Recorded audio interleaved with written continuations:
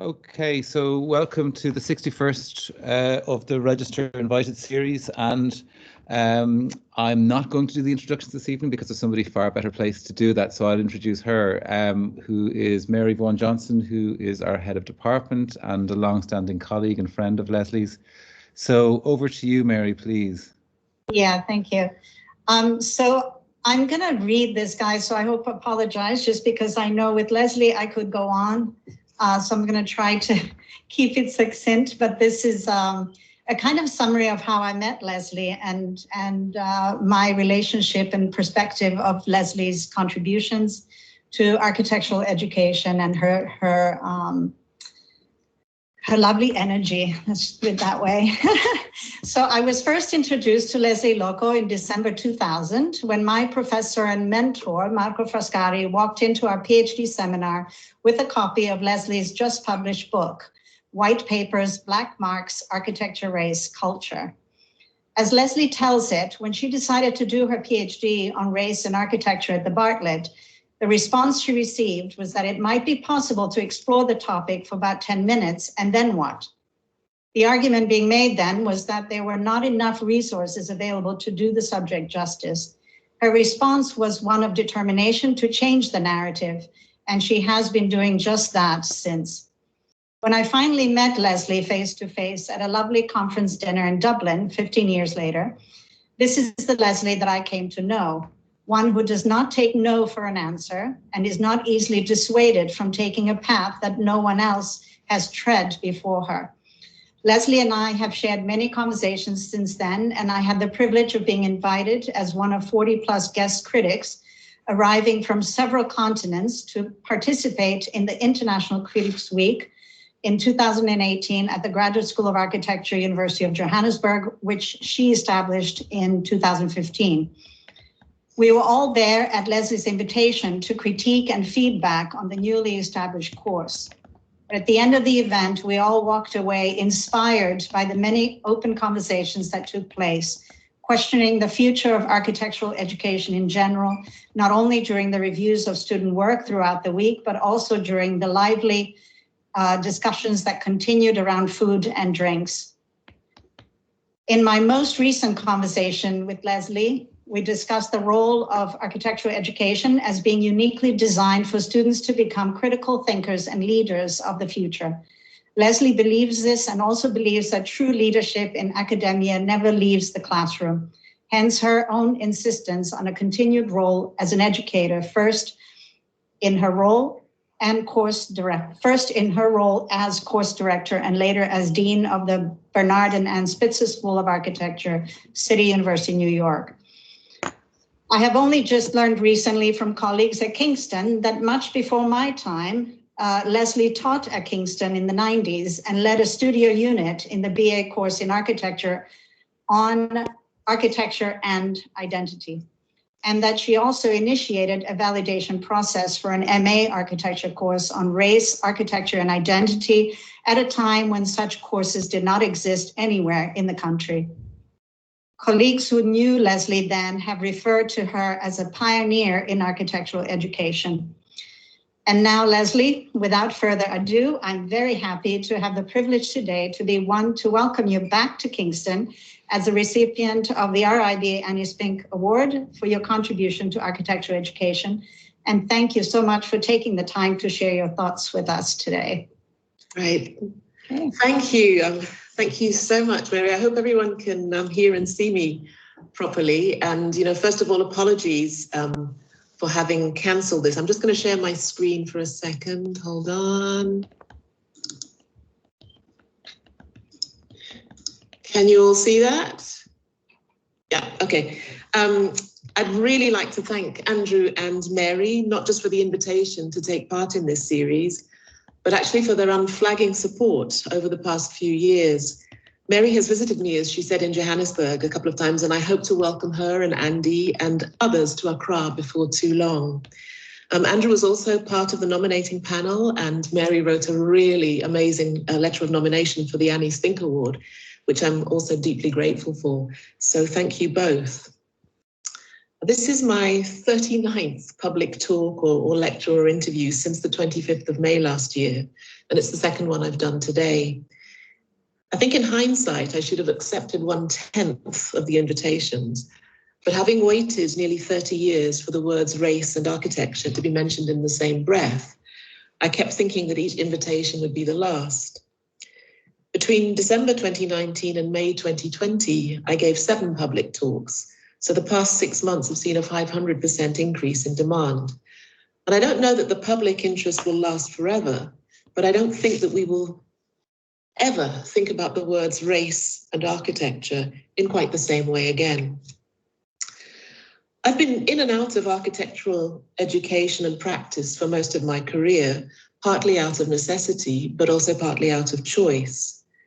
When I left, I have to say, in a bit of a huff in 2000 to pursue a fiction writing career, I was excited by the new space that writing seemed to offer, where issues of race, identity, belonging, and so on could be expressed and explored more easily.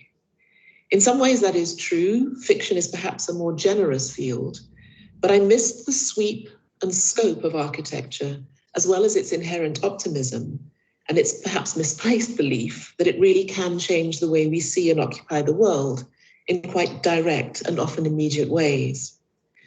So I came back to architecture and was fortunate enough to enter it in a place, South Africa, and at a time during widespread student protests, where the reasons that I'd left architecture in the first place were now center stage. Fast forward to 2020, and it feels as if the rest of the world has suddenly caught up. And I now find myself in the strange position of having moved from the margins of architectural discourse to somewhere that's not quite the center, but it's certainly closer. So now, where to start? I'm not sure what I can say about 2020. You know, for me, it began over a year ago, moving from Johannesburg to New York, and then from New York to Edinburgh, and now I'm packing up to move back to Accra. It's been a lot of movement, even though my overriding memories of lockdown, like yours, are basically static, and it's not over yet. And sometimes in great periods of great stress or change, time seems to lose its linearity and become almost warped, and it's difficult to remember the exact sequence of events. But when I was at home in Accra in December this year, I saw this sign on the back of a taxi, one of those moments where you open a book and your eye falls on a sentence on a page that you believe was written for you, to you. It changes. And these really are days of great change, and I'm conscious that not everyone welcomes it, no matter how loudly we proclaim we want it. I think the past year has shown us that it's not enough just to endure change or even outlive it. That's just putting the inevitable off. Most institutions, I've come to learn, are built to withstand change, not embrace it. An American motivational speaker may be an unlikely source of inspiration, but it's mine, and it's been so for nearly a decade. Tonight's lecture is entitled Sacred Cows, and I should state up front that not all of them are to be done away with or slaughtered. And although the issues I'm speaking about do have a profound relationship to architecture, especially architectural education, their influence extends far beyond the discipline, similar in a way to race. Yes, at one level, race is about biology, but it's about much, much more than that. I've selected a seemingly random number of cows, you won't miss them, and their relationship to each other may seem a little random or even stretched. But for me, that's very much the manner in which race operates, randomly, arbitrarily, unexpectedly.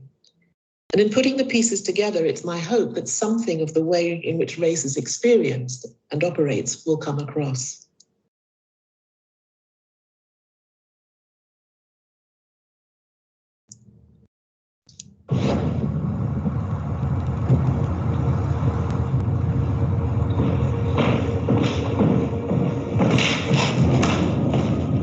So my name's Karen, and I'm from the east of Africa. My background, I'm from Burundi, really old. But that is my dad's brother. That's the only picture I could find. But as you can see, it's quite ancient. I tried to find old pictures, but they all just got lost in the war. So this is one I could find. And this is my mommy. That's my mom. Look how young she looks. And that's my mom again. So thinking about your own ancestry, what sort of percentage do you think that it's all East Africa? Oh, 100%. I'm pretty sure. How do you feel about taking a journey based on your DNA? Interesting. Very interesting. It's quite simple. You get half of your DNA from mum and dad, and they get 50% from their parents, and so on and so on. As you guys are watching? I can look away if you like. That's fine. In this tube is the story of Karen, right? This part of the story of you is floating in that tube. It's freaky, no? And what we'll do is we'll take it away, and in a couple of weeks, we'll come back and we'll tell you a little bit more about you. Okay. So what do you want to find? What should be in that result? East African. Yeah. My ancestors are East African.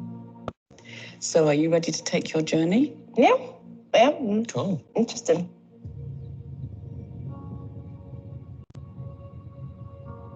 Karen, you want to come down and join us?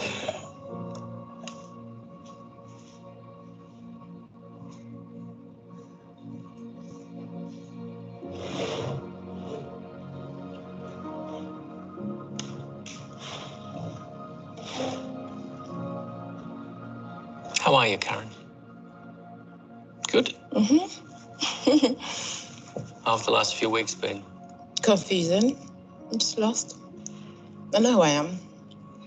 I'm African, East African. Very sure of who I am. But yeah, listening to the last few, it's been interesting.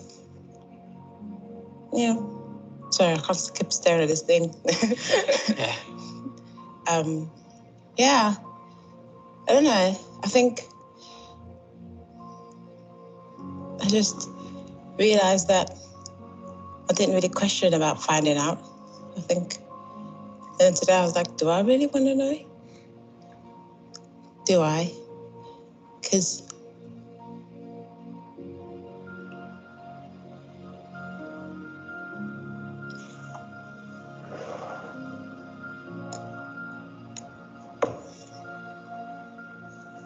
You're still Karen, though.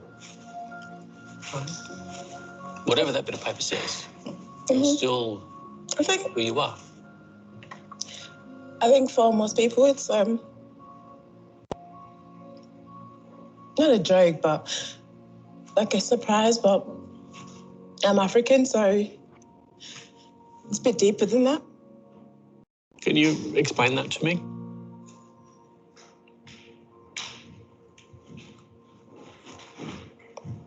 Because our history and what we've been through.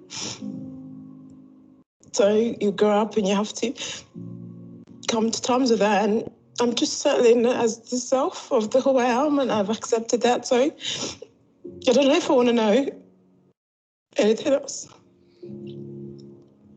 The envelope contains biology. It doesn't change your culture. No, it doesn't. This is true. It just gives you a different view of Karen. And maybe it helps you understand you a little more. No, I think I feel like good thing is that I will be able to see my journey back. It's just because in my history there's so much war and all that jazz. So, This adds, Karen. This doesn't take away.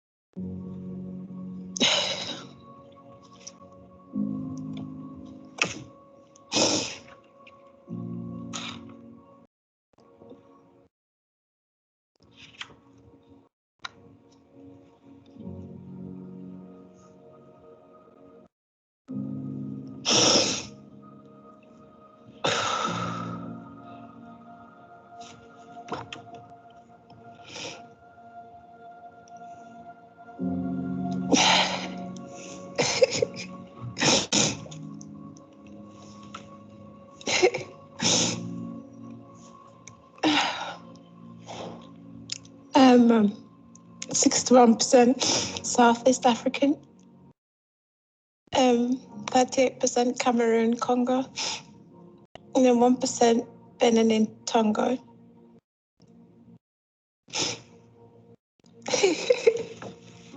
Sorry, I feel like I'm in a bit deal out of nothing.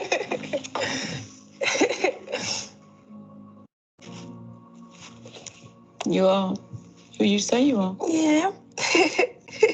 Is there any surprise in there for you?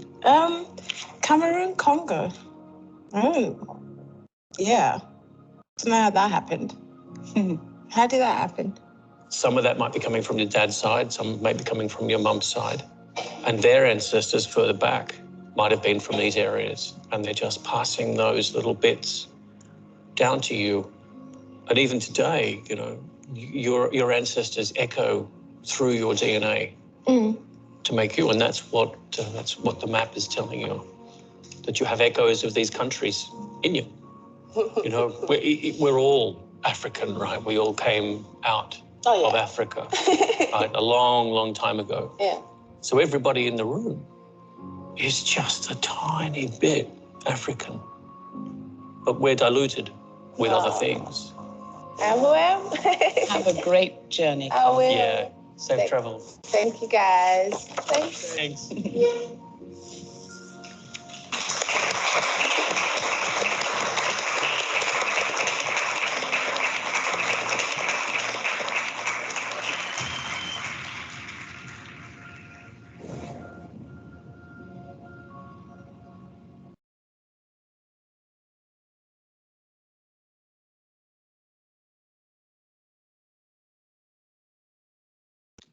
Perhaps in the future, there will be some African history to teach, but at present there is none, only the history of Europeans in Africa.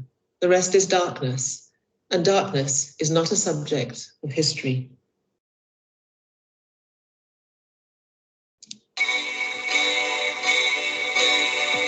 Bring me my children, let them come and sit at my feet. This is what Baliseli told. I want to tell them magnificent tales of how their fathers were heroes. Paint them a portrait of Isandwan and then take them to Al Obeid and Sheikh Khan. I want to journey with them to the beautiful forgotten lands. My children need to know that we have our own epic story. So in bringing together this panel of speakers with their diverse disciplinary backgrounds, interests, and differing modes of practice, we were really interested in a range of disciplines that are somehow peripheral to architecture, like poetry, like psychology, like performance. Disciplines that are not really at the center of architecture, but have an enormous amount to contribute to it. So the idea of forgetting architecture came about because we wanted to forget the primary role of architecture and look to other disciplines. I would say that this kind of situation are very important for the students to understand how thinking differently is important to guide an alternative way of designing reality. So I would stress this kind of situation where, let's say, theoretical seminars and midterm corrections and dialogue on projects join together, just to let them feel that the thinking and doing is the same thing. I still think that we are living in a kind of a zero-degree age where all the things are not clear, and the burden will be clear probably in 2 generations. So we are entering a completely new phase, which is not at the 0 degree of modernist. We are not heroes anymore. We're just cleaning the soil to prepare the next seeding for the next generation. I was able to post a few of the videos that people had posted on Instagram. And I received a text message at about midnight from my daughter. And she said, "Dad, this is scary." I said, "You know, it's not as scary as the world we're living in." And she said, "But how did it feel? What were people's reaction?" I said, it was very comfortable for me inside, and I think it may have been unsettling for people outside, you know. And in that moment, I knew that I had created a space for me all of that is an effort for me to figure out another way to remember. Conversations like the ones that took place at Forgetting Architecture, I think, are a very powerful way of remembering that education is far more than the list of learning outcomes prescribed in any given degree. It's also the unexpected encounters, knowledge, and discussions that happen when talented students and critical thinkers come together. And that's how we expand our understanding of the fields in which we engage. That's how knowledge is produced. How many of us will say, of course I saw the plane goes into the tower? No, you didn't, because no one filmed the tower. But our national memory, it's embedded so deeply within our memories. I'm now carrying a sense of responsibility to continue this kind of work beyond where it is now. And I think it's really important that in the next phase of the GSA, we start to develop a criticality and a sense of reflection about what the project we're doing here is and how we take that forward.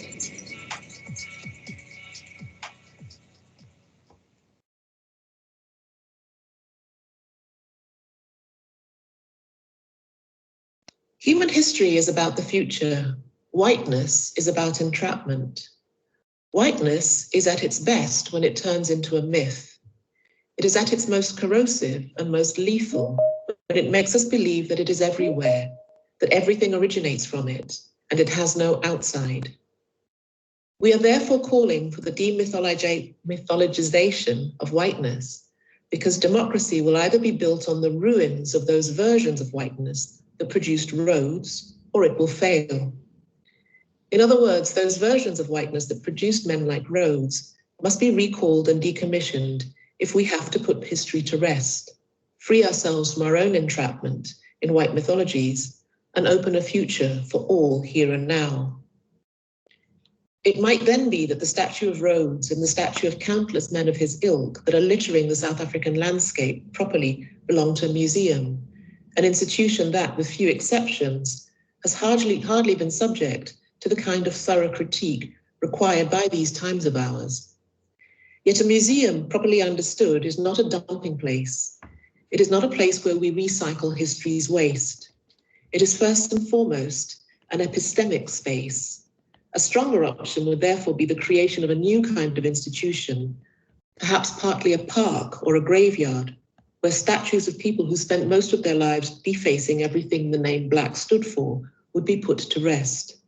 Putting them to rest in these new places would in turn allow us to move on and recreate the new kind of public spaces required by our new democratic project.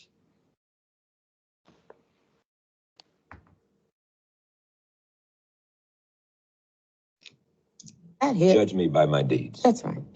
Arthur Ashe was here, the late Arthur Ashe, yes. and he said to me, as he had said in one other place, he said, in a much quoted comment, he said, living with AIDS is easier than living with racism. It's a harder struggle against racism for me than it is against AIDS.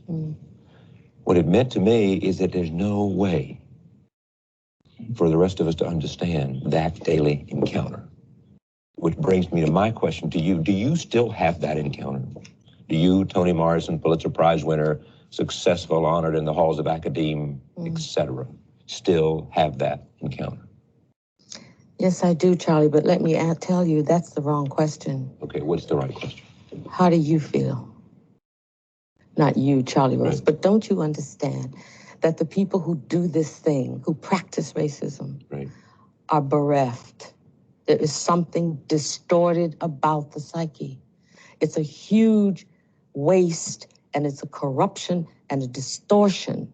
It's a profound neurosis that nobody examines for what it is. It feels crazy. It is crazy. And it has just as much of a deleterious effect on white people,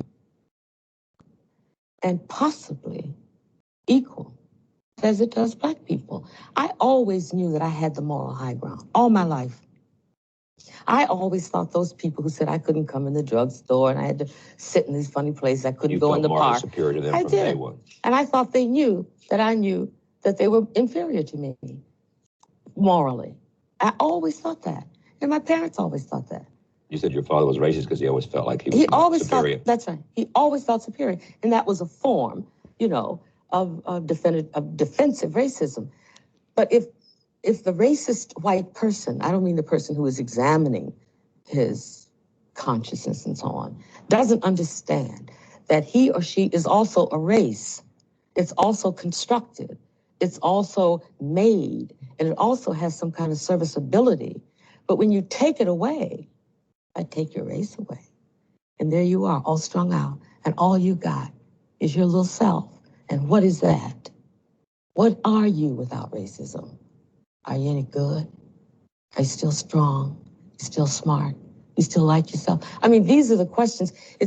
Part of it is, yes, the victim, how terrible it has been for Black people. Like that. I'm not a victim. I refuse to be one. And the victim is the other person who is morally inferior and that's a serious question. On to of course. Racism if you to have to somehow hold for his or her own self-esteem and definition. If you can only be tall because somebody's on their knees, then you have a serious problem. And my feeling is white people have a very, very serious problem. And they should start thinking about what they can do about it. Take me out of it. Then give white people some free advice. They're all in my books.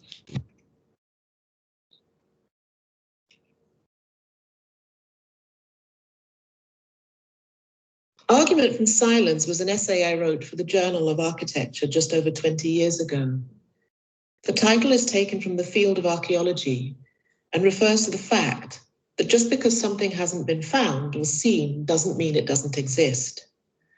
Rereading that essay now, I'm struck by how polite I was. I clearly hadn't come across Wells Bowie.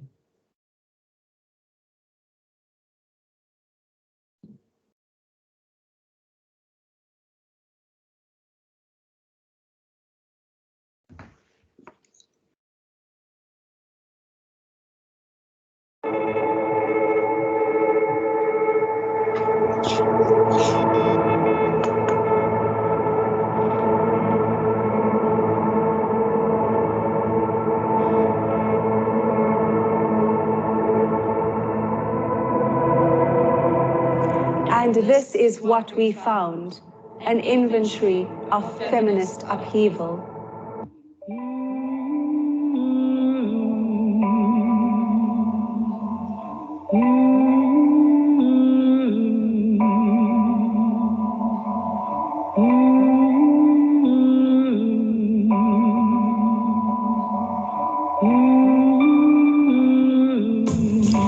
Was anarchy merely an expression of love and care? The methods of struggle are improvised in the cell, improvised in the air, improvised from nothing. The reformers and the journalists didn't know. They didn't know that the hallway and stairwell were places of assembly, or that you love in doorways. Feminists are activists. The riot is like a general strike, a bridge between now and the free territory. The riot seeks to preserve nothing. 规制手下两只，第二只是有权谋。The enclosure provides the field for heroic deeds. Mosadi o tshwara thipa ka bohale. Lempi imayelana namantombazana amancane azoba nenkinga efana neyami. They dream a new set of arrangements. They dream the end of involuntary servitude. What did she think of herself? Not much, or quite a lot, depending how you looked at it. We are not what other people say we are. We are who we know ourselves to be. We are what we love. That's okay. What we stand on is not masonry. It is the top and hill. Yila izilonda zingapholi khona. Yila izilonda zingapholi khona.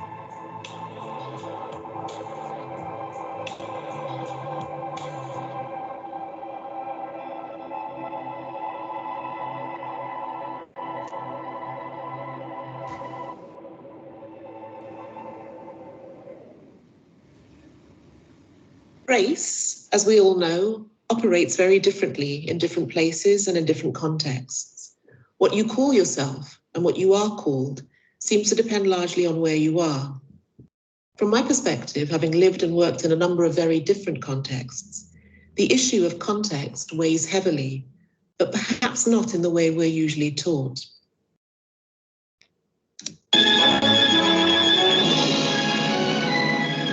Something new and ugly raises its head in Britain. In Notting Hill Gate, only a mile or two from London's West End, racial violence. An angry crowd of youths chases a Negro into a greengrocer's shop, while police reinforcements are called up to check the riot, one of many that have broken out here in a few days. The injured victim, a Jamaican, is taken to safety. But the police have not been able to reach all the trouble spots so promptly, and the quietest street may flare up at any moment.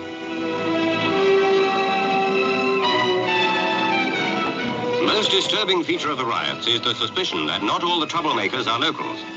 Some of the gangs who break windows or throw bottles or burning torches have arrived by car. Opinions differ about Britain's racial problems, but the mentality which tries to solve them with coshes and broken railings has no place in the British way of life. This violence is evil, and the law and public opinion must stamp it out.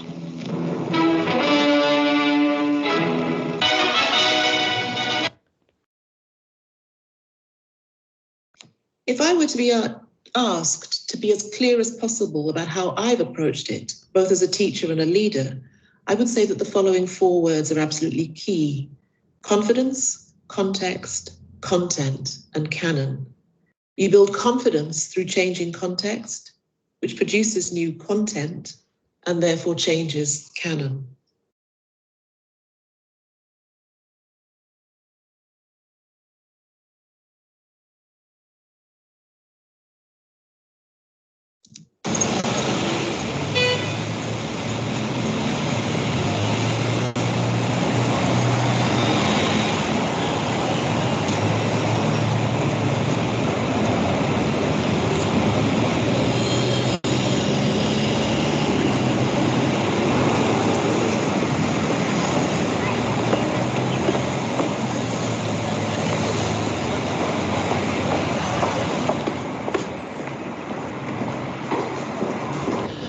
For the master's tools will never dismantle the master's house. They may allow us to temporarily beat him at his own game, but they will never enable us to bring about genuine change. I urge each one of us here to reach down into that deep place of knowledge inside herself and touch that terror and loathing of any difference that lives here. See whose face it wears. Then the personal as the political can begin to illuminate all our choices.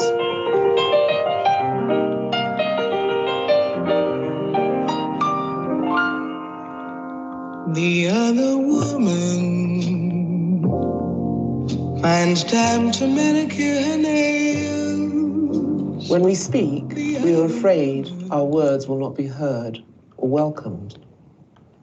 But when we are silent, we are still afraid. So it is better to speak. Our vision begins with our desires. I write for those women who do not speak, for those who do not have a voice, because they were so terrified, because we were taught to respect fear more than ourselves. We were taught that silence would save us. But it won't. It makes no difference whether or not I am afraid. I use my strength as the service of the vision it makes. As women, we have been taught either to ignore our differences or to view them as causes for separation and suspicion, rather than as forces of change. Without community, there is no liberation, only the most vulnerable and temporary armistice between an individual and her oppression. As women, our differences are forces for change. Interdependency between women is the way to a freedom which allows the I to be in order to be creative. I urge each one of us here to reach down into that deep place of knowledge inside herself and touch that terror and loathing of any difference that lives here. See whose face it wears. Then the personal as the political can begin to illuminate all our choices.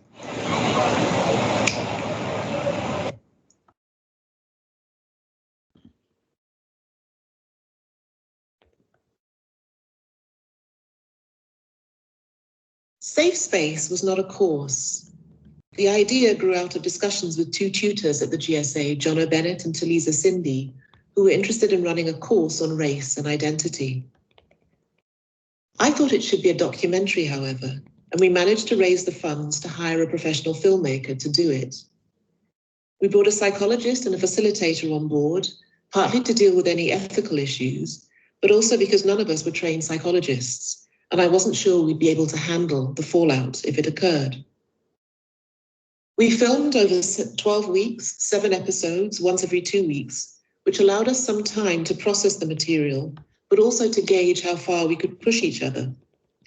The psychologist left after the first session, and we more or less managed to finish the documentary in one piece. It was a complex project, and not everyone who participated came away happy either with the result or the process.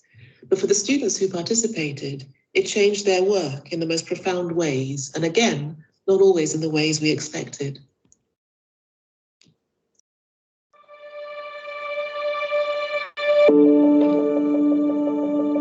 Safe Space fits in under what I'd call transformative pedagogy.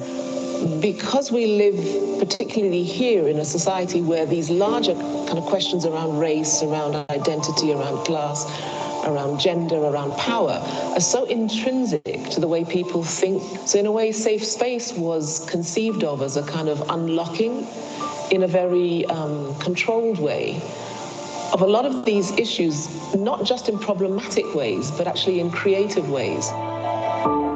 We began to think about the idea of providing a kind of space over an extended period of time with the same group of people where you would all feel comfortable and safe, in inverted commas, enough to say what might not necessarily be said in the open or in public. And, you know, architecture is so deeply connected to issues of identity, power, space, etc. It just seems the most logical discipline to begin to ask those questions. I feel like I need a voice. Finally get over my fear of voicing my opinion. I realized how brainwashed I am and how my set of norms are not necessarily correct, and I wanted to change that. I feel like I don't belong. So today's exercise is going to be about what we call othering. So your other is the person who you see yourself as not. Where we had to stare at each other. It became quite difficult after like the first minute, because all of a sudden you're staring at this individual, but you sort of have to stare at them and still stay composed enough while dealing with the thoughts that come into your mind. You said you were from Zimbabwe and also that you're a Christian. The first year I saw this oldish lady. I don't exist. I may be old South Africa to her. Sometimes I wish I was him. I've been born into my privilege. I acknowledge that there's a lot of wrongs being done, but that was before my time. Will white privilege end? What is white privilege? Is it a thing of the past? What about black pain? What about black trauma? What about all of these things that we're talking about? And I mean, I'm kind of interested to know, how do we move forward?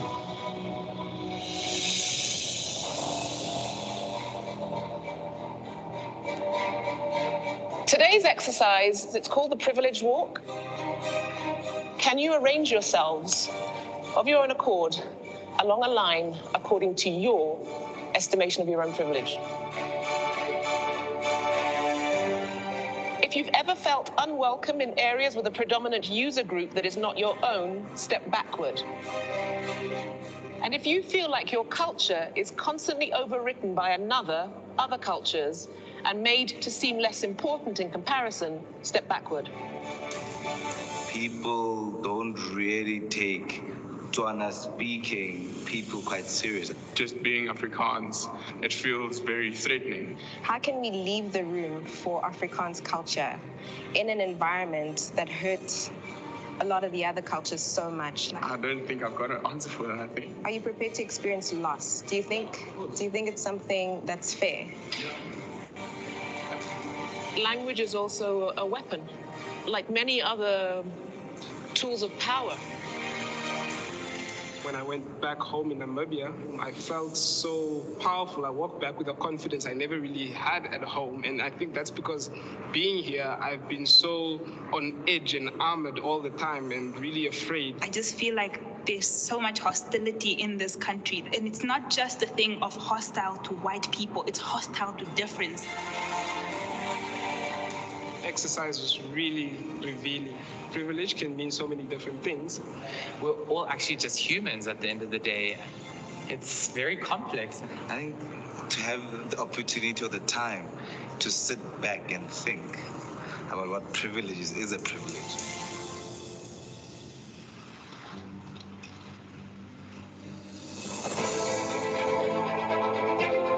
Today we are going to be doing something called the numbers game. And what we're going to ask you to do is to provide an alternative reading of all the personality types that you find in the graph, but in terms of race or culture. This is a way to find out, what do you really, really think of the other? Well, I just wanted to add that the basic desire of the African is to feel valued, and that the holy idea of the African is hope and freedom. Who's hopeful?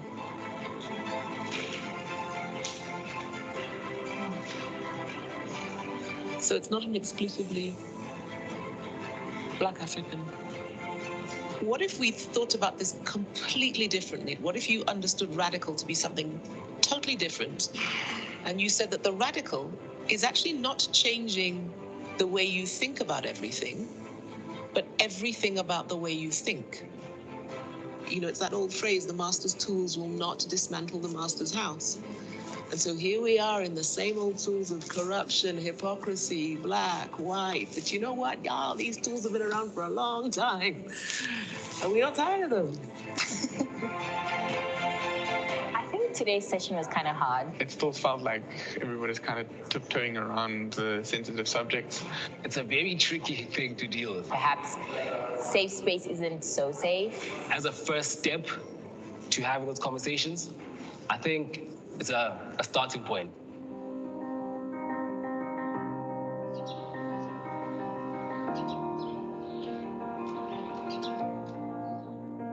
Session 5 is called strategic silencing, and this is just the way that we use language. And there's this really beautiful list that has been made just to try and unpack the way that we strategically try to get an upper hand on conversation. Well, I think I'm guilty of most. I must say, I think I use every single one almost. I'm just such a verbose person. I just have no filter sometimes. And I'll say something, I'll come back and say, hey, I'm just joking. After I see that it touched the nerve that I didn't expect. If Black people hate white people, let's deal with it. It's okay. You can hate us. But let's not pretend. Always doesn't come from a point of hatred. It always comes from a point of, but guys, actually, if we're talking about this radical idea, if we're taking this thing to the far end, is this what it is? There's a space where it's actually quite safe, because I think if we had to take this conversation out to the street, this can turn into something it is not supposed to be. It's an interesting space. This is space. It's very, very interesting. It is very important to not tell the person to stop or you have a right than to allow the person to just talk and then learn from that and begin to question, what can I do as a white person about this situation? Because it's always Black people talking about racism in schools and this. What are white people talking about racism in schools? What are they talking about? What are they doing about it? And I think for me as a Black woman, you're always, I wouldn't say oppressed, but you're limited in the way in which you express yourself. I find myself limiting how much I can say or what I can say, but I think being in safe space, you can now go, and especially if you've got sisters or cousins, you can start introducing these topics. This was one of the first times I felt like I can actually just let it out and just allow it to be. As my blinkers get wider, and I can never see the whole picture. And it's just my learning and speaking and having experiences like Safe Space that you get to hear and understand other people's perspectives. Because this is really giving us a voice. It's really letting us know that you should be able to talk about these things. You should be able to express how you feel. Kind of things that we want you to do today are less to do with the problematics of race and identity, which are a lot of the things that we've been talking about, but to move into that space which was the freedom of creative expression. What we're asking for you all to find is the place of beauty in the undecidable.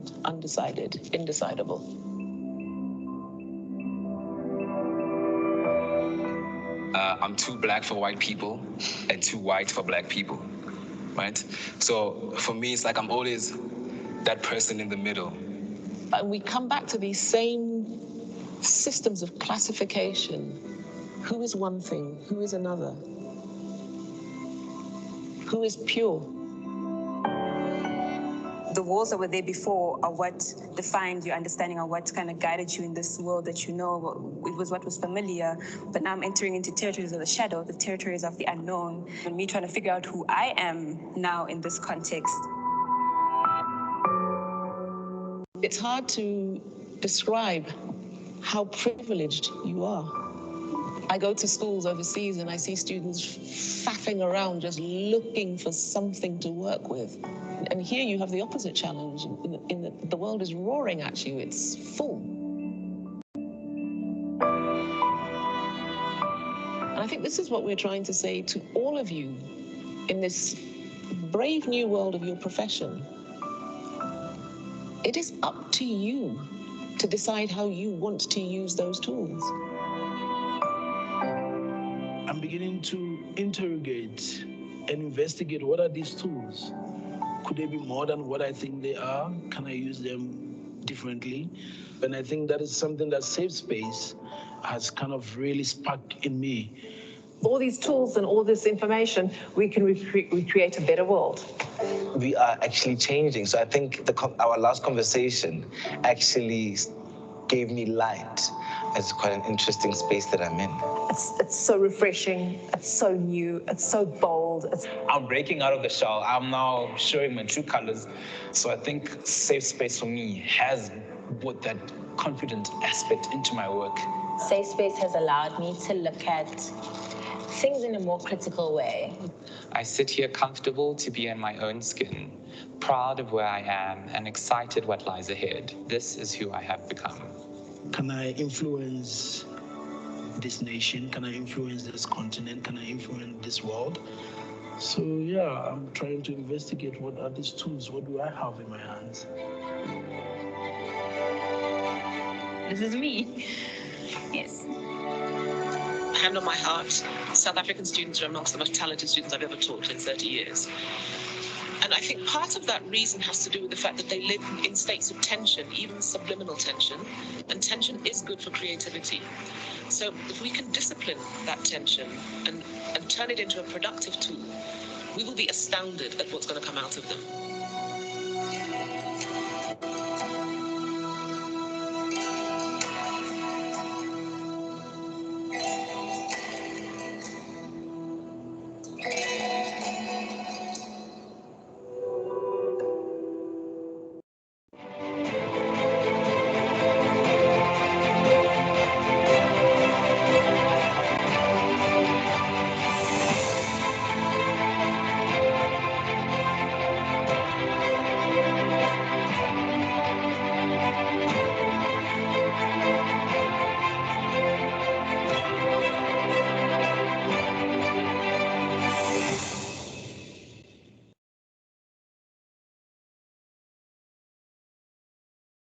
I want to say this as simply and clearly as possible. If the agenda of the school, whatever school, is transformational, if transformation is what the school intends to engage with, then the school must be transformational in every way possible, in the very fiber of what it says, what it does, how it acts, how it administrates, how it teaches, and what it values. So much has been said and written about diversity, over the past 30 years, both for and against it, that I think we've almost forgotten what it really means. We take it for granted that we live in diverse communities and in increasingly diverse societies, even if that diversity is best expressed in food and lifestyle choices, rather than the deep and difficult work of building a genuinely inclusive society. South Africa, as I've said, is an incredibly complex and complicated society, but it is also an incredibly exhilarating one. I learned more about compromise and conflict resolution than I ever expected to learn in a single lifetime, let alone 5 years. I learned again what education means, particularly in a shifting geopolitical educational landscape.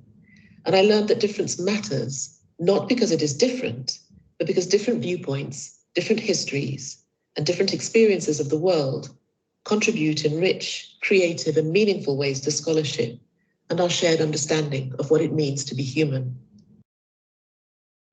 No one knows what really happened in Dar el-Maksin in the summer of 2020.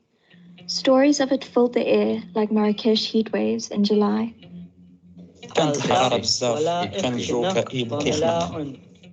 Whispers of a coup first blew through the queues of people at the voting stations on election day. The radio station was taken. The radio station was taking. The radio station was making. Sharp hashes tried to pull down the billowing stories. It was just a propaganda campaign. All we know for certain is that there was a series of testimonies from eyewitnesses, from a young girl to the king's most trusted guard, none of which correlate, all told with a precarious certainty.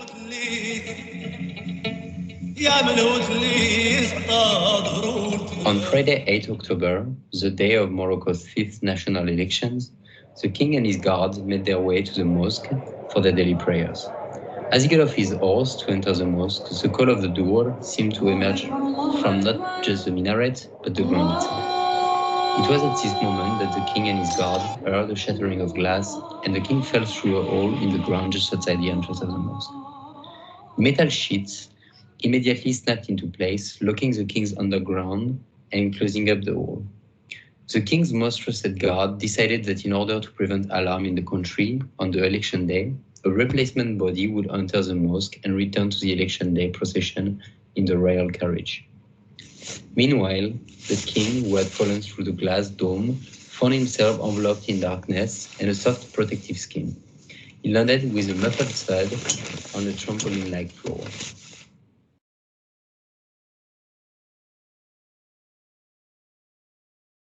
It was dark and silent. The king tried to decide if he was still alive. He thought he was, because he heard his heart beating. But it was the only thing he heard in the pitch black, and since he had never heard his heart beat so loudly before, he couldn't decide if it was a sign that he was alive or dead. He tried to move and heard a protective skin around him swoosh. Wriggling out of the skin, he shouted for help. Ohé! Est-ce que quelqu'un m'entend? À l'aide! Je suis vivant! À l'aide! The walls swallowed up his voice, sucking it out of the air and holding it. As he tilted his head up, the roof seemed to throw his voice back at him. He pushed his arms out straight in front of him and started moving slowly, but the elastic floor and darkness made him lose his balance often. After falling for the 3rd time, he started swearing, fear and frustration rising, until his antenna hands finally reached a foam-like triangular prism. He realized that these wedges covered the walls and started using them as hand marks to slowly make his way around the room, looking for a door. He stumbled often, muttering profanities and pleas, the walls sucking up every bit of sound he made, until he came to a section that returned his voice to him. He pushed, and a thick archway appeared.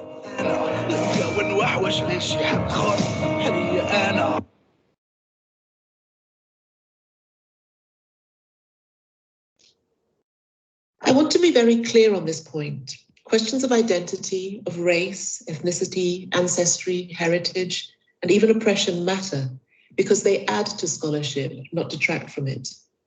Difference, however it is constructed or conceived, enriches, matures, and deepens us.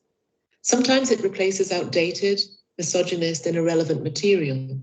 But I want to insist that the impetus for change must be one of generosity, not animosity.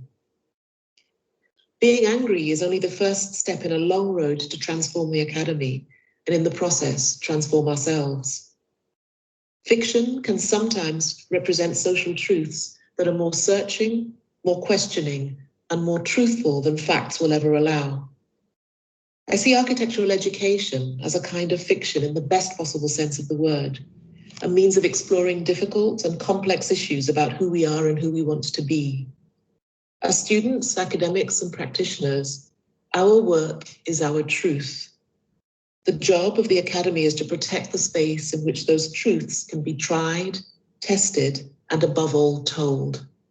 I end where I start. Thank you. Thank you, Lesley. That was beautiful. I'm wondering, do you want to switch across to Teams? So I'm going to try. Okay.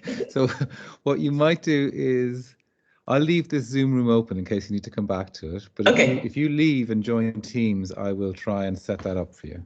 Okay, I'll be there in a minute. Great. Thank you.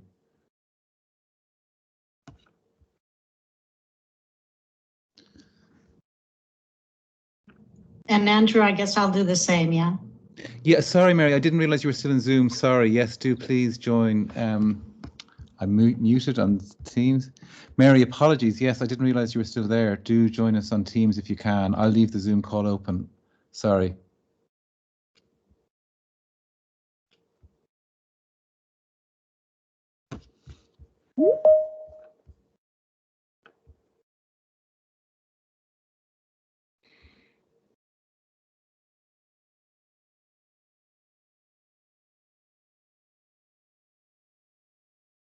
Hi, Mary. Leslie's just coming in now.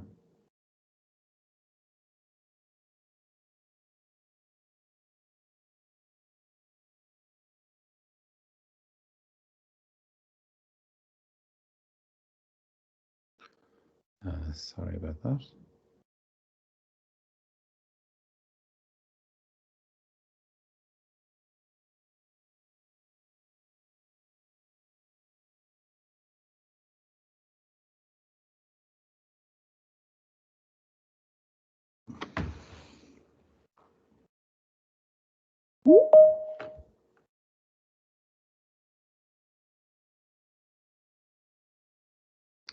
Can't.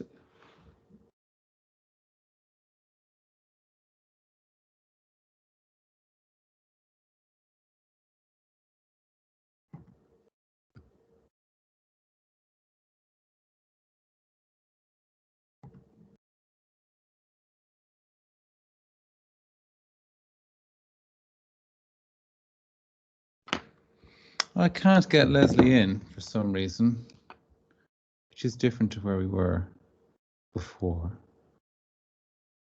Sorry, can people hear me okay? Yeah. You can. Yeah. Sorry.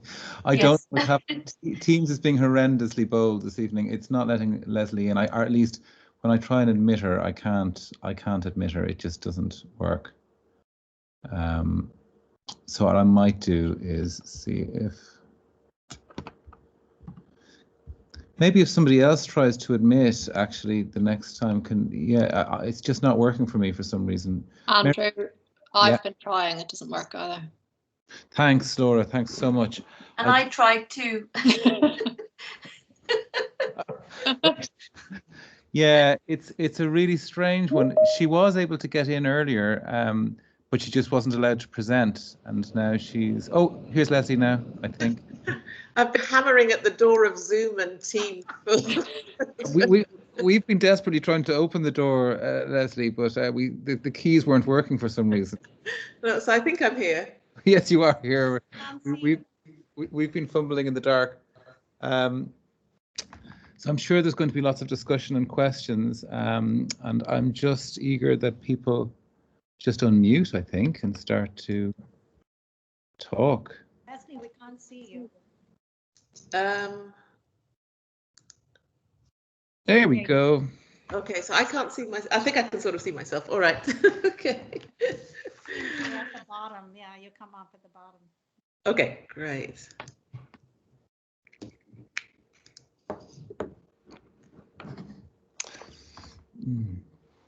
I mean, it's a beautiful lecture, Lesley, and an important one. And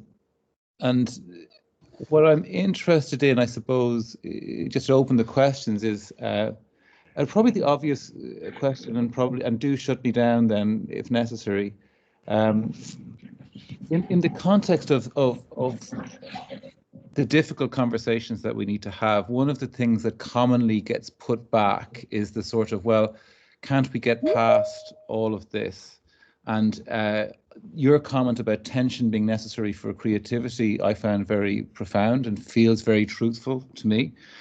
And I'm just wondering, those kinds of arguments, which are they're pedagogically very true, and I think they're very rich. But connecting those to the people who feel threatened by this discussion, do you know what I mean? I find that the challenge, which is that there are people not in this talk that I wish were in this talk, etc.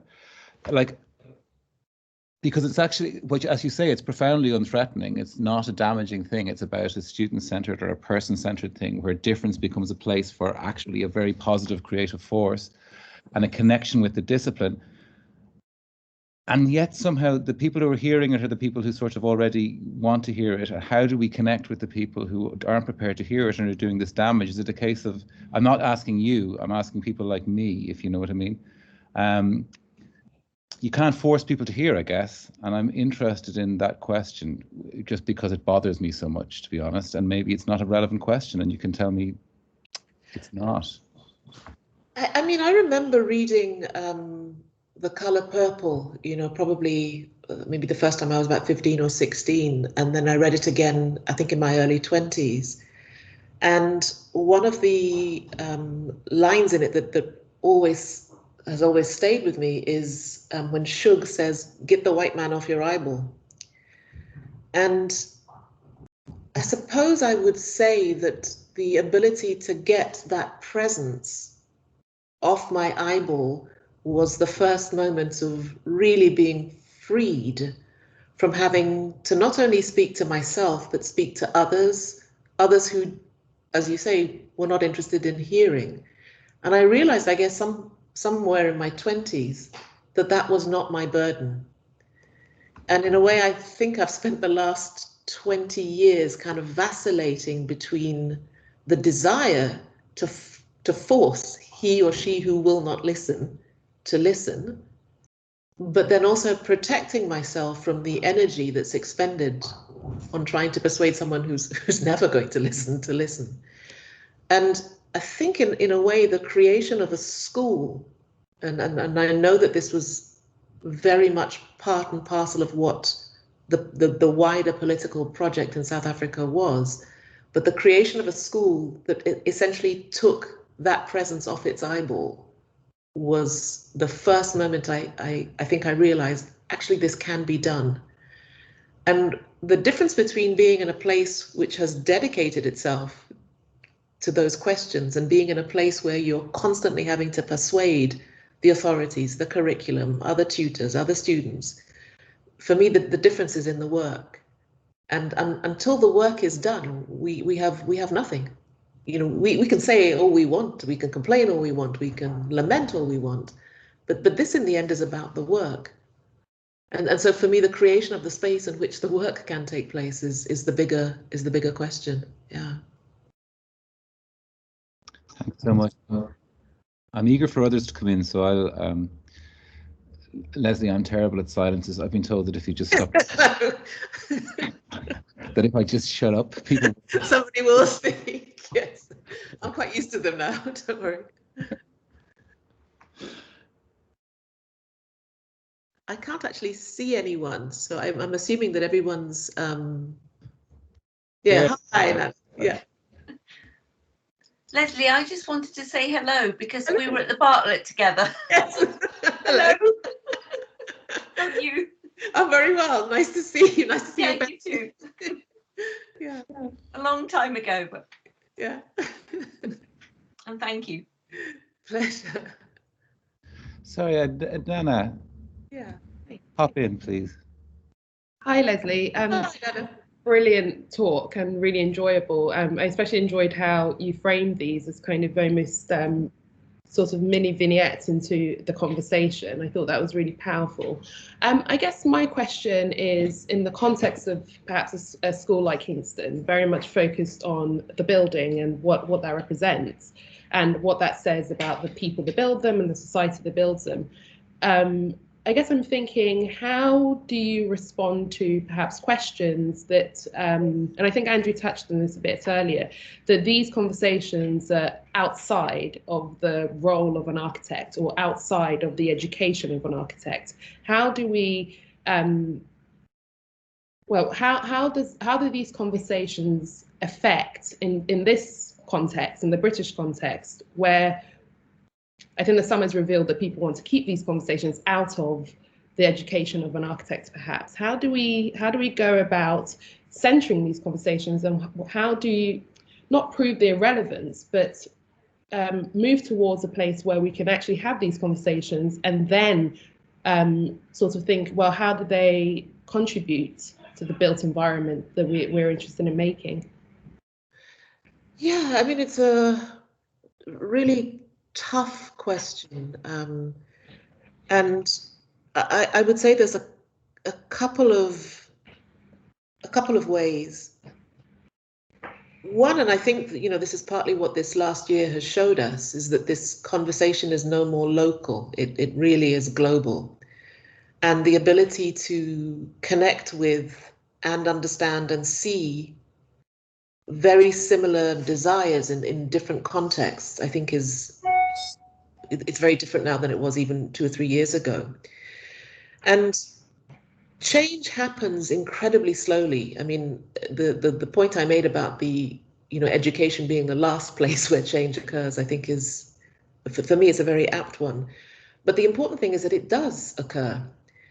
A couple of days ago, David Adjaye sent me an image of a book that's been reprinted. I can't remember the name of the book now, I'll have to look it up in my phone, but it had a sketch of the African American Museum on the cover alongside, I think, St. Paul's Cathedral and I think the Bauhaus or something. And when I saw it, I thought to myself, actually, that is how change happens. It's slow, but that building is now part of canon. Now, you could say that the building itself took, 10, 15 years to actually come to fruition. But it's there now, it's inserted itself into the canon. And I think my hope, in a way, is that these places in different locations that have a stronger political imperative to change are also in dialogue with places that are not necessarily reluctant to change, but where change is much more difficult. And that, for me, is where leadership at this point in time absolutely matters. Because if leaders of institutions around the globe, let's say, are not able to seize the small openings where they occur, those small openings never add up to much. And I think we've seen in the past year actually how leadership matters. I mean, I look at the United States, which essentially fell apart during COVID because of a culture of a lack of leadership. And in a strange way, I think many of the people who are now my age, sort of late 50s, we are now in leadership positions in many schools across the globe. It's up to us now. And it's up to us to crack open those small spaces in the hope that in 5, 10, 15 years' time, those spaces become not just larger and more powerful, but don't become the odd opening when a protest occurs and suddenly you can grab hold of an idea. It's probably an unsatisfying answer because it's a generational project. But I remember when we first started with the GSA, the Vice Chancellor in Johannesburg used to keep saying to me, go out and find me these Black academics. Where are they? Why am I still seeing the same people teaching? And I kept saying to him, we have to make them. This is the project. And I think if Black Lives Matter did many, many things, but I think it has made that project center stage. Yeah. Thank you. But and again, please, I ask this to be corrected. But much in the way that, say, a theoretical idea like situated practice, a feminist idea, has been profoundly valuable to me, Matt, in liberating my own creative practice, right? And so it's sort of indivisible from cultural practice more generally. I mean, and it's running right the way through your lecture, is that this is part of a shift that has to happen. And I think that even independent of issues like race and identity, although they're where it's very evidently not being addressed holistically correctly, I think that in terms of how you deal with fabric, how you deal with graftings onto existing buildings, how you deal with gentleness and nuance as opposed to top-down conceptual tropes that have always governed architectural pedagogy since it entered the Beaux-Arts Academy, like all of these things require getting past sort of learned behaviors or sort of absorbed ideas about what an architect is. Yeah. Which are sort of in the ether, but actually I don't know how many people actually really believe them. They sort of behave them rather than intrinsically believe them. And I mean, I'm just saying that because it's selfishly, on one level, why I find the conversation that you're having so profoundly valuable, because actually as a student, those conversations about difference and the things that are holding you back, they can encompass work method or how you deal with your own doubt. And that doubt could have many sources. And this is sort of, again, please put me in my place. Is that a sort of a parallel or a subsidiary or less relevant? Because obviously there's very relevant questions that Black Lives Matter have surfaced and that you're addressing that are societal and structural. Yeah. No, I think it's a really interesting question. It's a great question. And, you know, the GSA, and this for me is the kind of touchstone school in terms of talking about these issues. It was the place that came closest. And in many ways actually surpassed what I thought was possible. But, you know, the GSA was not an exclusively black school. And the moment at which white students were able to see work that was produced out of a black experience that could only have come from that experience, but was then opened up and offered as material to work with, then you began to see this incredible hybridization of practices, of languages, of ways of working, of ways of thinking, that was very tapestry-like in the way it manifest, but it was absolutely the creative environment. And I think that space for the work to emerge was the first project. The second project was to allow that work to be appropriated, to be changed, to be challenged, to be tested, all of those things that, you know, the universal canon has already been through.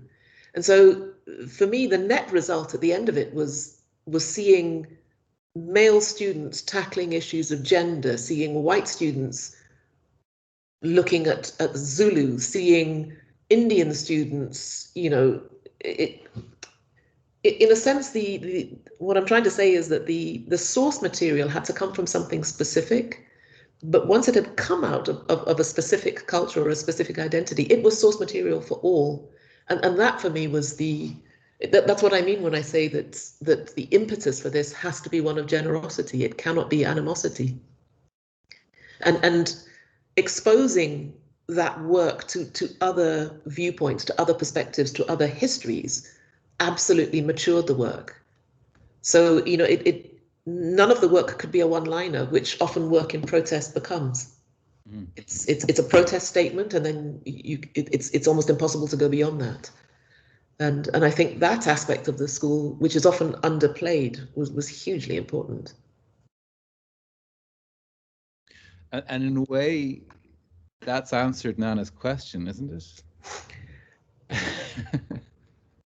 That these are tools of seeing and therefore are fundamental, and it's a way of embedding them.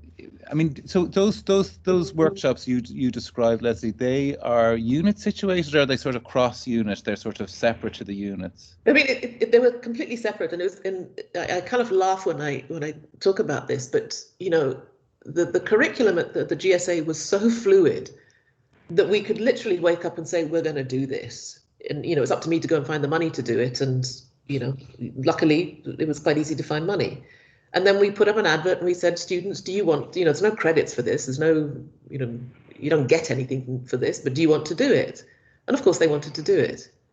And because we had complete control over things like timetable, the amount of hours one spends, who teaches in a unit, we had such control over the curriculum that actually you could almost do anything. When I moved to the States, I mean, I've said this before, trying to change the timetable was like trying to change the Constitution. Like, it was impossible. And so in a way, the more highly regulated the environment, the less likely it is that change will occur, because all of your energy is spent on the periphery. It's not spent on the thing that you want to change. It's spent on all the kind of the accoutrements, the scaffolding. And I've come to realize that actually that's pretty much the way academia likes it. Not all, but a lot, yeah. Do you not believe it's possible to change within the institution rather than from without? Because that's part of the struggle that I'm having. Yeah.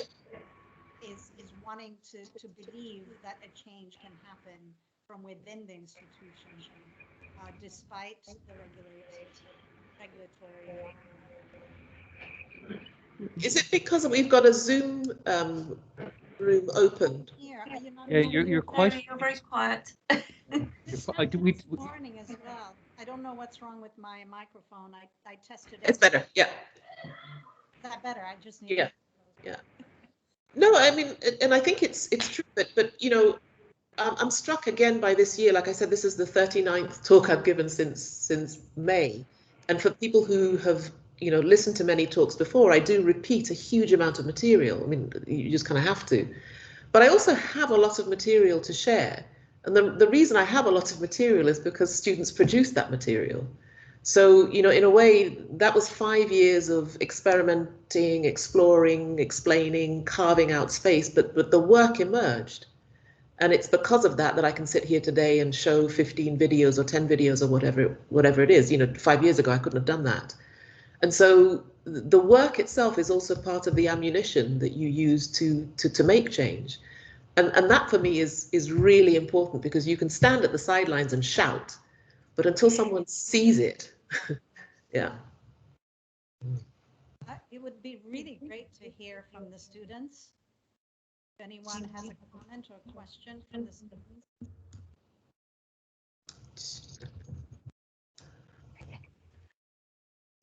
I can see a couple of my students from the States are in here. That's great. Yeah. I can't actually see them, but I can see their initials. Nana, is that your hand back up? It is, but I'm going to wait patiently until the other people have spoken. It's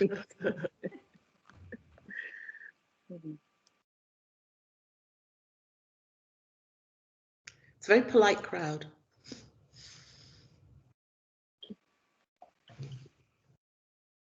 Go for it, Nana. Thank you. I guess I wanted to ask the question, and I can see some of our current 2.2 students and ex 2.2 students who last year we worked in Accra, and this year we're continuing, but we're working in Croydon. And I guess my question is on how talking about how you bring these things to a kind of into a generous space. And I'm wondering, in South Africa, where I guess at the time that you arrived there was it wasn't different to people that were there, but it was a different way of seeing this thing. Rosemude's Fall was happening, and so people had to confront these things. And I'm thinking back to our studio, especially last year, that perhaps that change and being able to see things differently had to come from working in another context and giving space to another context. And none of us, and I say that even as a Ghanaian, really understood. So everyone had to, in some ways, develop a kind of reflection, and nobody knew anything. So we all had to learn something new. And I wonder what, if that's part of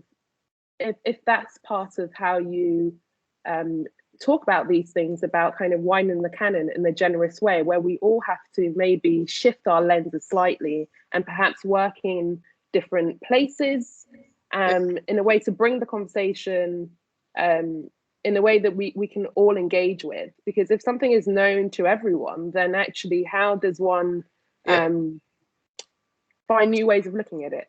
And I just wonder, having worked in different places and lived in different places, the role that perhaps removing yourself from a context which you're familiar means that actually you can even learn more about your own self and the place that you come from. Because I look at Accra with very different eyes because I don't live there full time, and I can critique it differently. And I think the same of even Milton Keynes, where I grew up, where I had to leave it to kind of understand it and kind of appreciate that actually it was a pretty good thing. So I'm just wondering what kind of detaching oneself from one's established context can offer in this conversation. Yeah, it's a really good question. I mean, when we started the units in Johannesburg, the first year I knew that we had to go on a field trip, and there were only 3 units, and rather sneakily, I'll admit to it, I went and found the money, which, everybody was free to do, but I went and found the money to take my unit to Zanzibar, or our unit. And I wanted to do that to give the students the shock of being outside of where they were. They had to be leveled in some way. And it was very interesting. I think there were 18 students or 17 students, and a few of them had never been in an aeroplane before. And some, had traveled widely. But they landed in Zanzibar and it was new for everybody. And that leveling of the playing field in the sense that they all had to grapple with unfamiliarity meant that they had to rely on each other in a slightly different way. And Samaya and I ran the unit for 3 years, and every year we went to a different location. And we did that field trip very early on. I think it was in the first 2 or 3 weeks. And that action of taking the students out of their comfort zones, placing them together in a third location, also meant that as a group of students, they bonded in a way that they probably wouldn't have back at home, particularly in Johannesburg, which is still so kind of racially segregated. And the kind of conversations and friendships that happened in, the 5 or 7 days that we were away and getting drunk on the rooftop together and all of those sorts of things actually was the fabric out of which the ideas in the unit grew.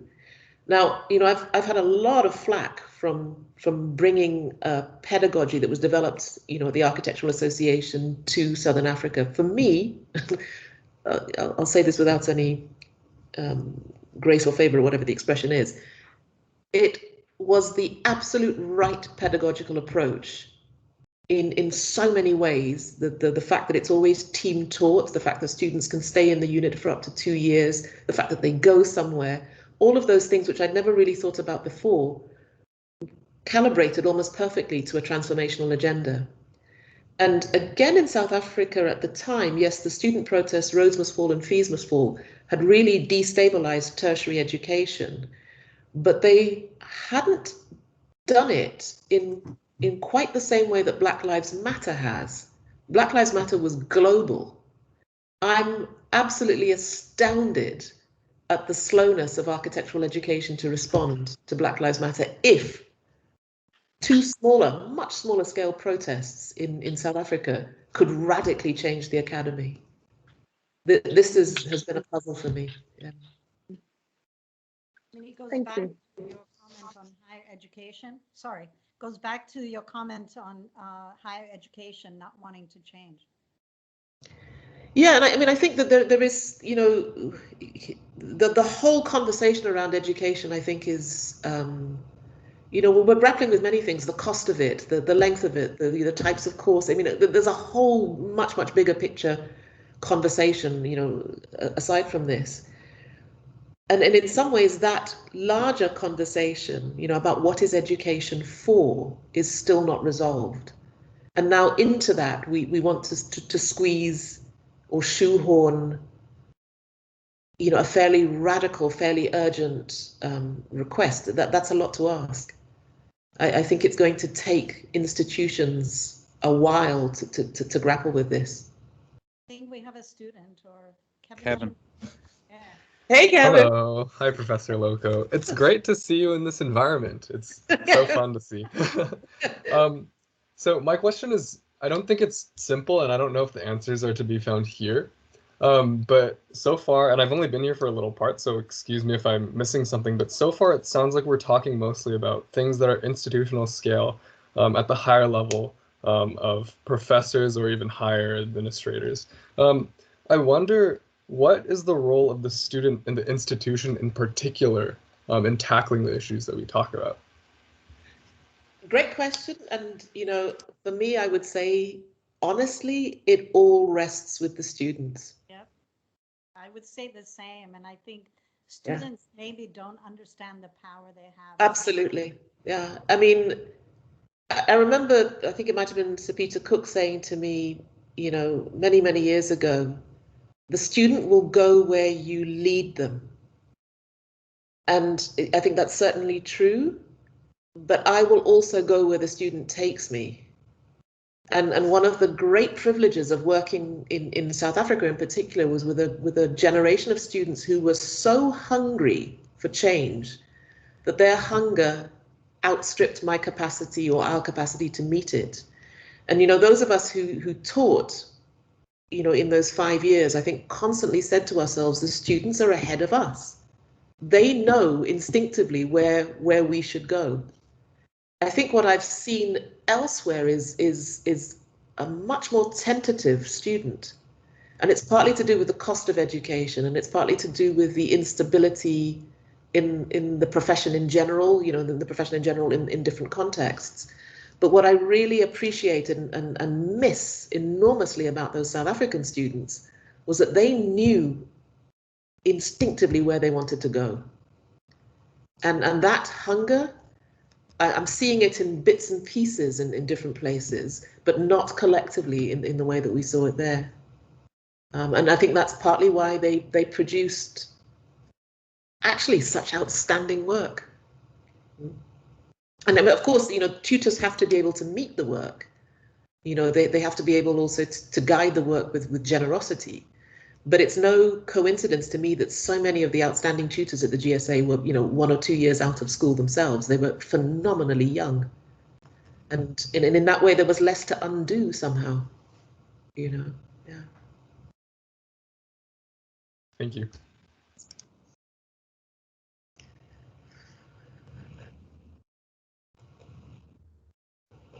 There's a hand up from somebody called L, but that might be me.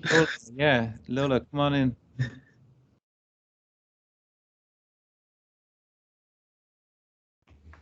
Lola.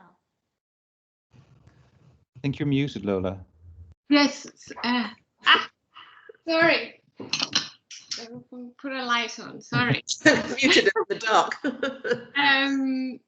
Thank you for the talk, Lesley. I just, I mean, it's extremely rich, and I'm just going to be very, very specific on a question, which comes back to the statement that Andrew mentioned at the beginning, which was, for me also, was actually it resonated a lot, where you said that creativity comes out of tension.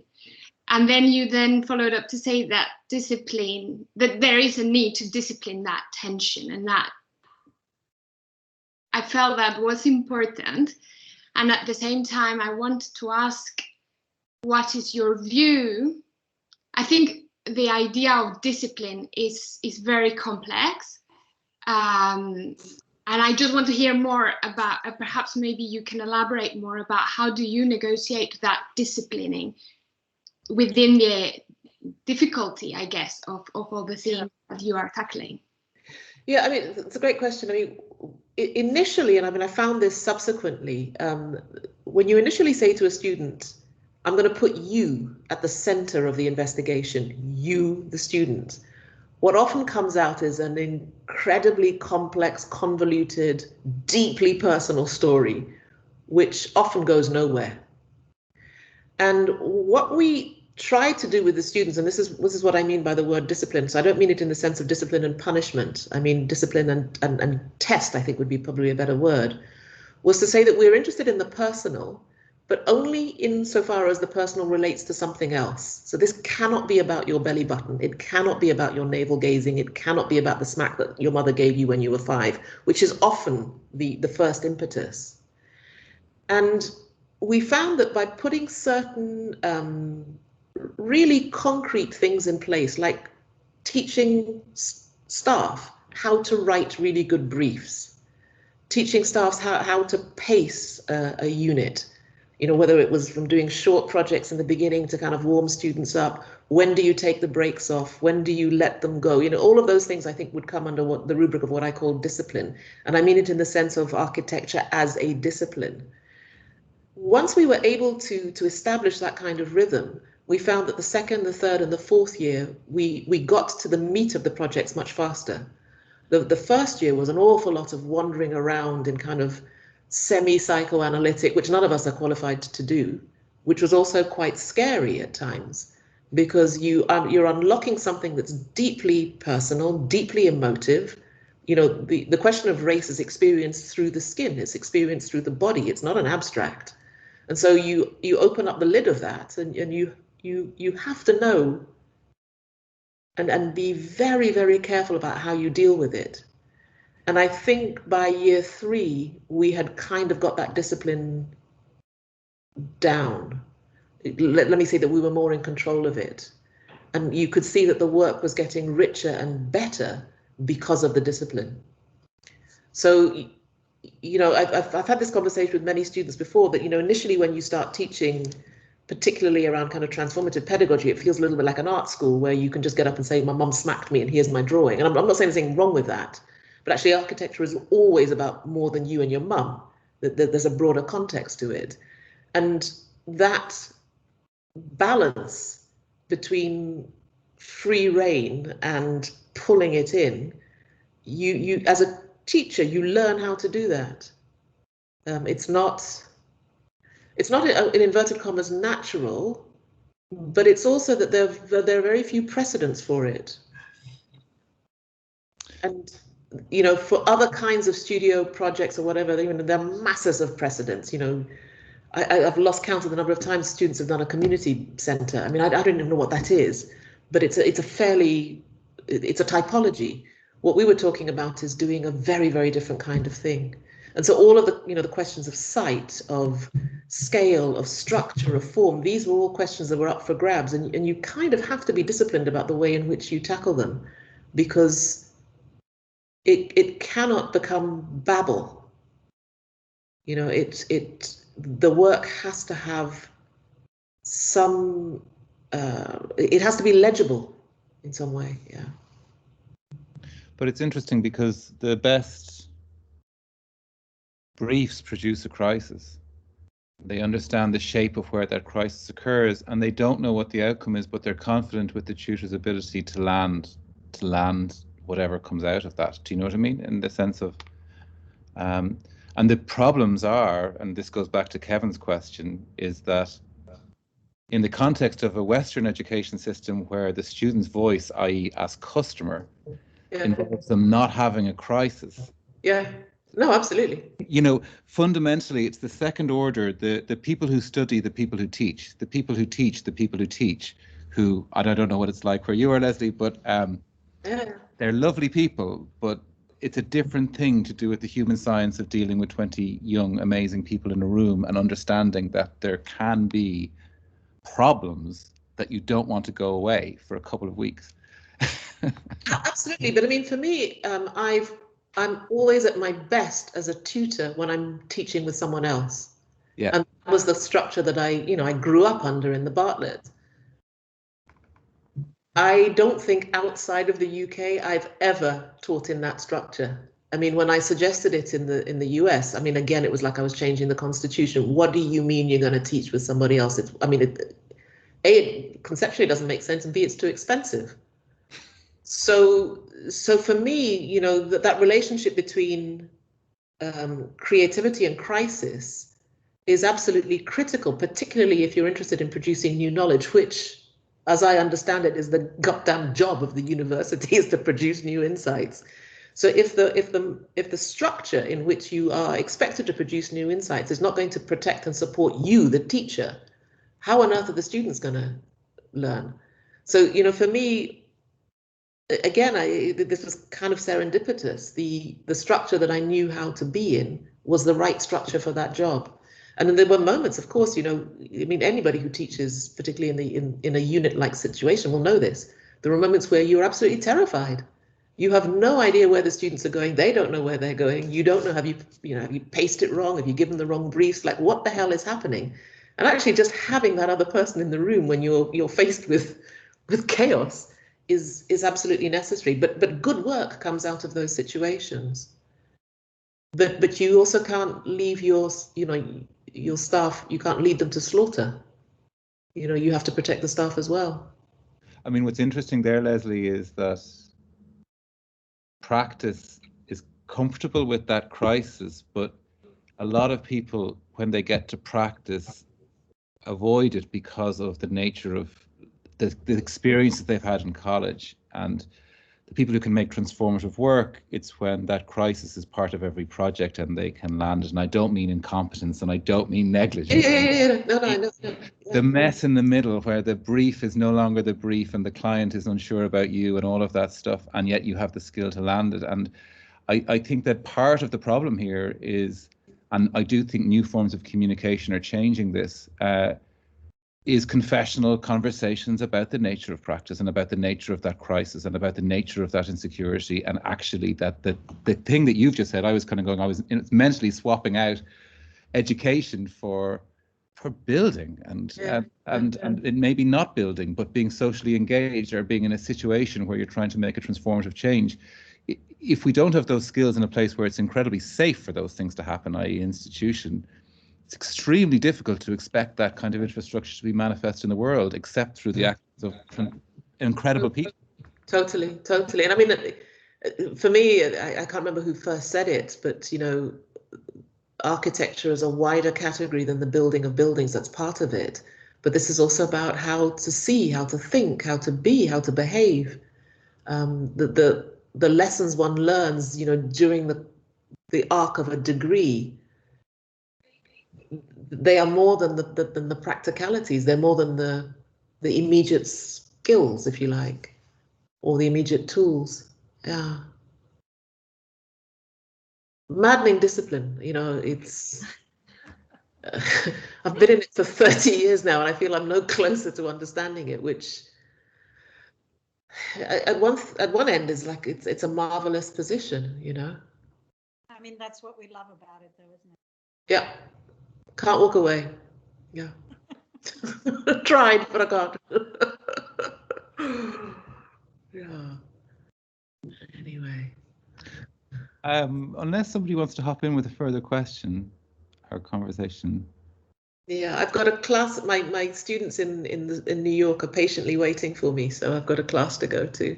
Yeah. Well, thank you so much. I'll let Lesley say the goodbyes, but I'll say my goodbye, Lesley. Thank you so much. Thank you for having me. Yeah, thank you. Nice to see you. All right, see you guys. Thanks. Bye. Bye. Bye. Bye. Wonderful. Thank you so much. Bye. Bye, everyone.